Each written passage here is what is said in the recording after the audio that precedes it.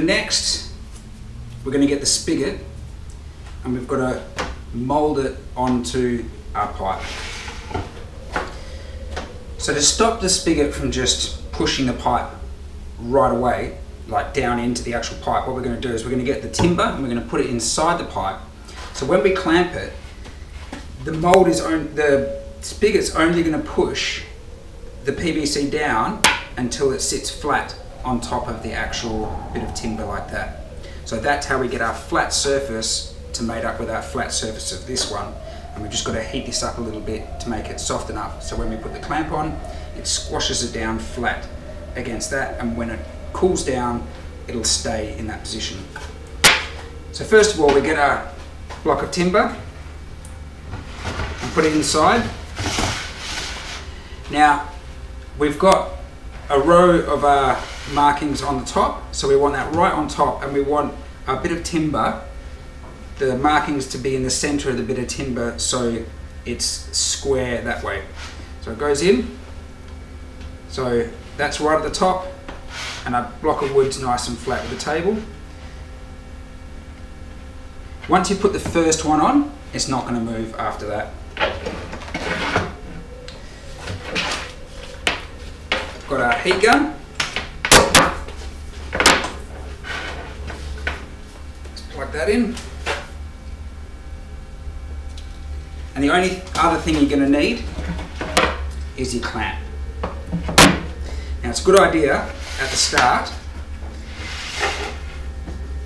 to get your clamp set to the right height, so you know there's no mucking around with it when the PVC's soft. Okay, the other thing that could be handy, you get a block of wood and sit it underneath.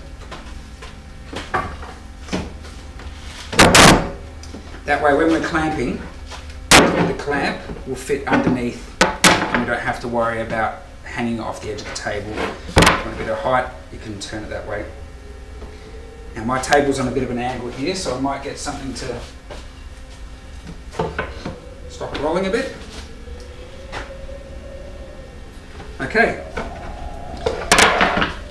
When you're doing the very top one, we've got one down here, which is our 250mm down, we've got 150mm down.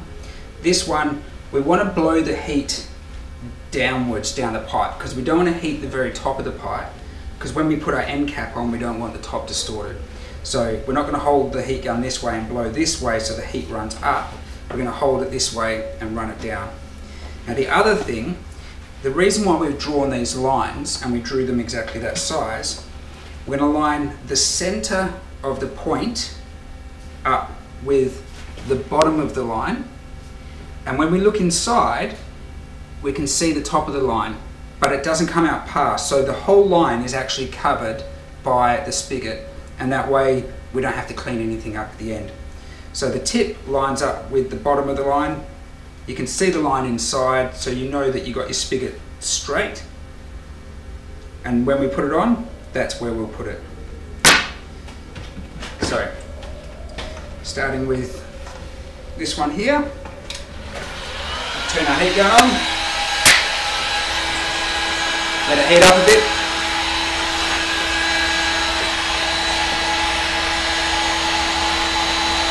Now don't get the heat gun too close, because it will burn the PVC.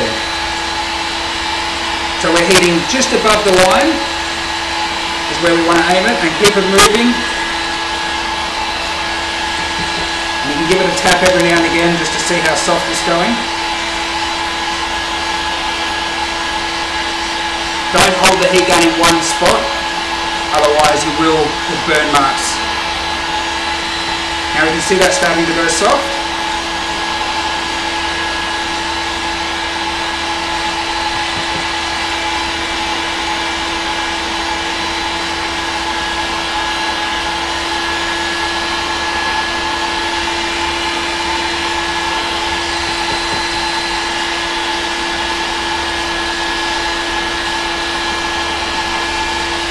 You're better off heating it slowly. Might take a bit longer. but you're not going to burn your PVC and have big brown ugly marks on it. Alright, I'm pretty happy with that.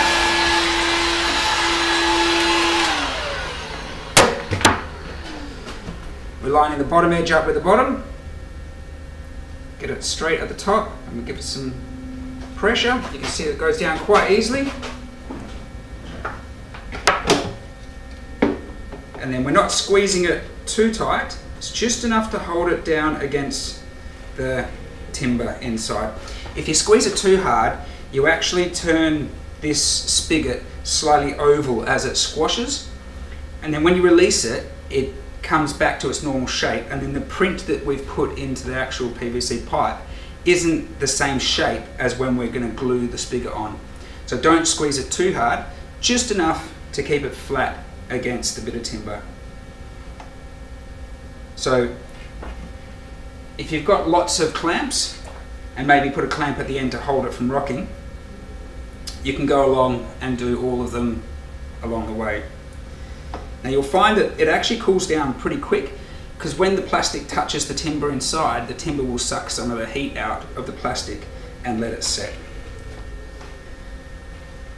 So we'll give this a second to cool off. So I can feel it's starting to go hard again, but there's a few spots that are just a little bit warm still.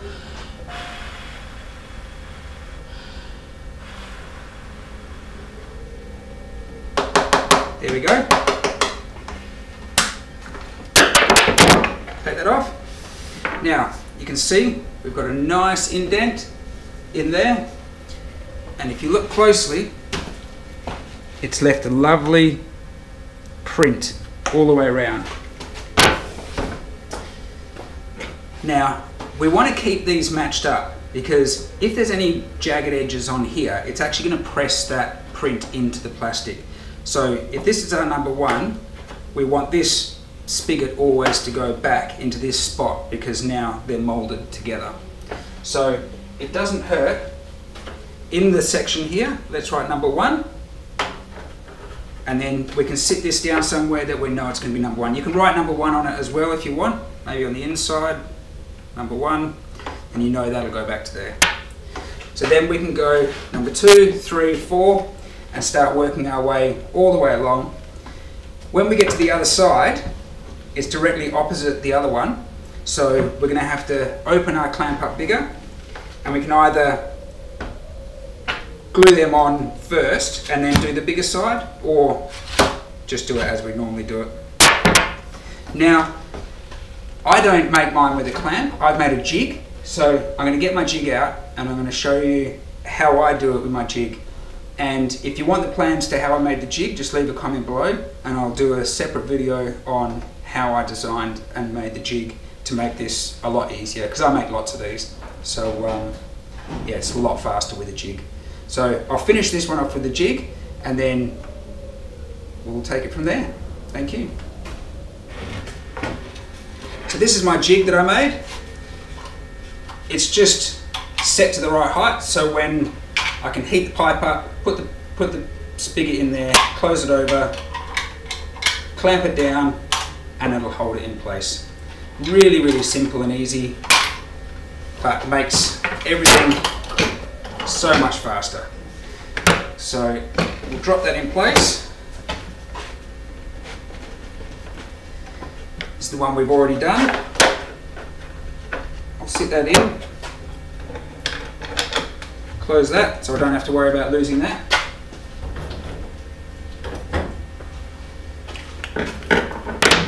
Get my 4 other ones. And we'll start heating it up.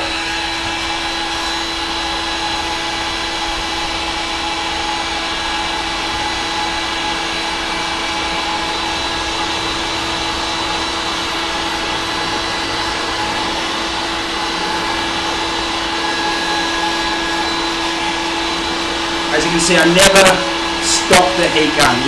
It's always got to be moving over the surface. Otherwise you will get burning.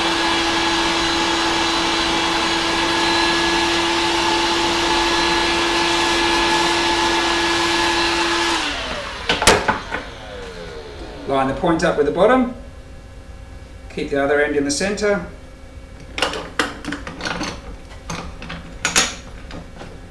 Another one done.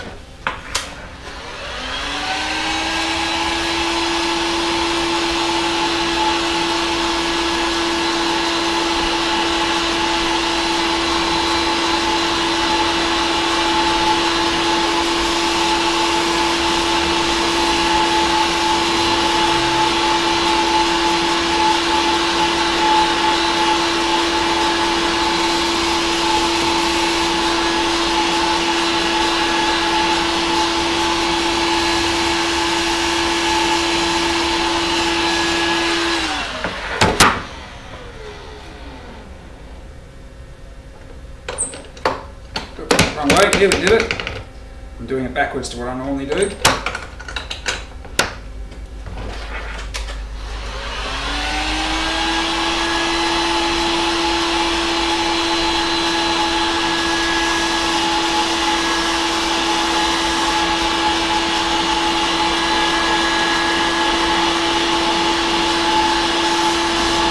can get an idea of how long I'm actually holding the heat gun on.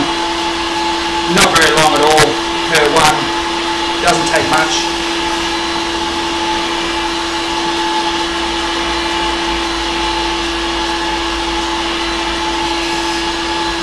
Little tap to see, careful because it is hot. Little tap just to see. And there's no super rush, that'll stay quite soft for a little bit until it pushes down and touches the wood, and then it's the wood inside that actually sucks the heat out of it. Last one.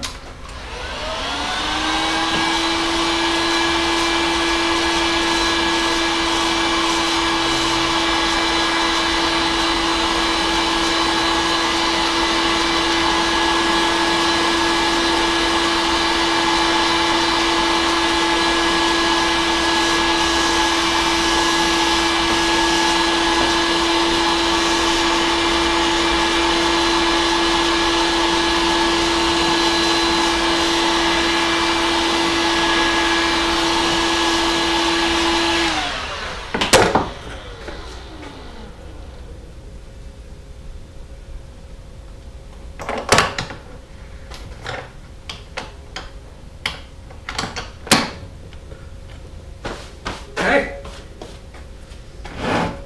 Now that they're all in there, they're cooling, and you can feel it just slowly gets warmer and warmer as you go along.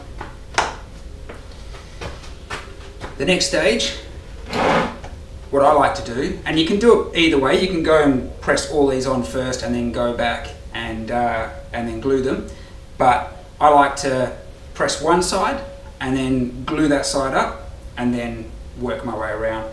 So the next step is what I'm going to do is I'll get ready to start gluing these on.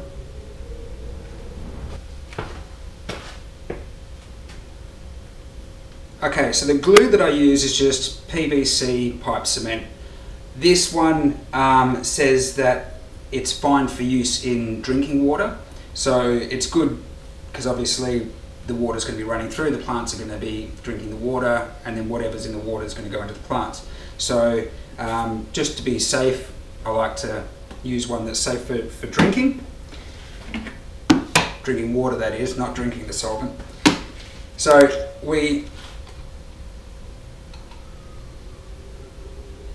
get rid of that part, because we don't need to do that, and we're going to tip it into our tomato sauce bottle.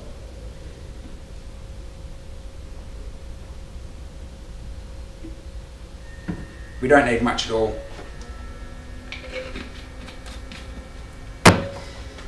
Lid on. Now, this is the one that's got the, you just give it a little half turn, pops open, and it's really easy to pretty much paint out of the end of that. Now, this is still warm from when I just put the spigots on. So this is the first one we did. I'm going to get the glue, and you can see the line that this has actually pressed the line around the edge of that. We're just going to draw a thin bead of glue around, just around that little edge line, because obviously all the middle bit's going to get cut out. So it's just the very edge. So you can see around the edge here. So I tip this up. It's a little ridge for me to run around, so it's nice and easy. Little line of glue. It's clear too, so you don't see any excess. Drop our little thing on, you can give a little wiggle just to make sure the glue's all right and all sealed. Then we close it back over. When the pressure goes back on, it's going to push it right back into the exact position it was before. So that's that one glued.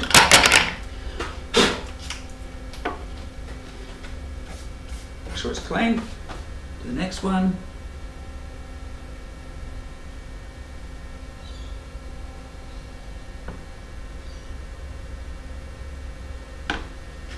I'm not even squeezing the bottle, I'm just letting it dribble out. I can see it's got a good bead all the way around. Sit that on if you don't want any leaks out of these. Because it's clear too, it doesn't matter if you put a little bit extra on. Now the other reason why I like doing this now is because the PVC is still warm from us doing the moulding. So I'm guessing it'll help the glue dry a bit quicker as well.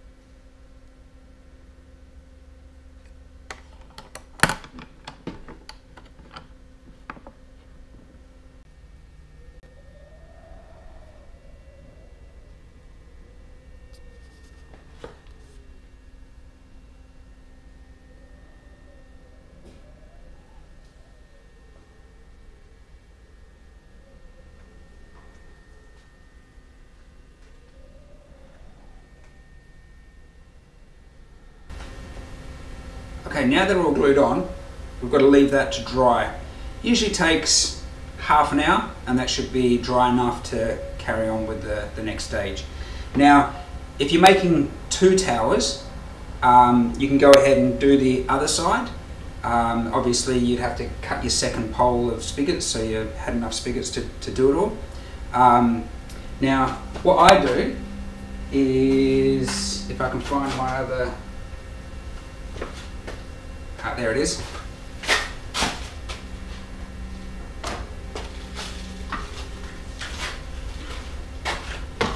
This is my other jig, and as you can see, it's taller than the first jig.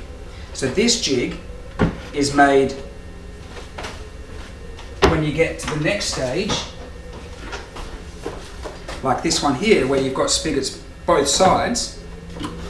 I would take this one out of here, the one we've just done, put it into this one,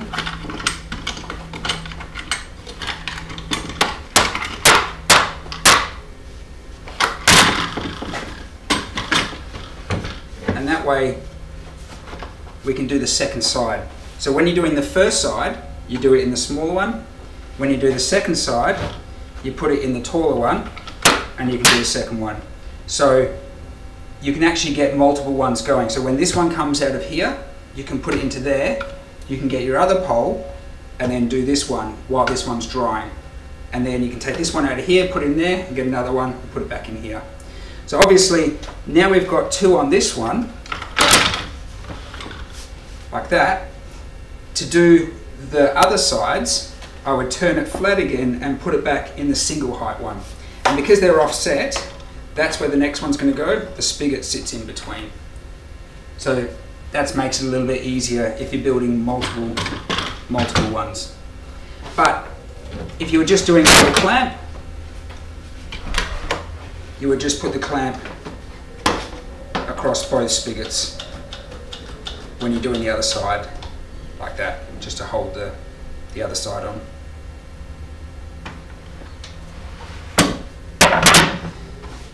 So we'll let this one dry up and we'll turn it over and do the other side.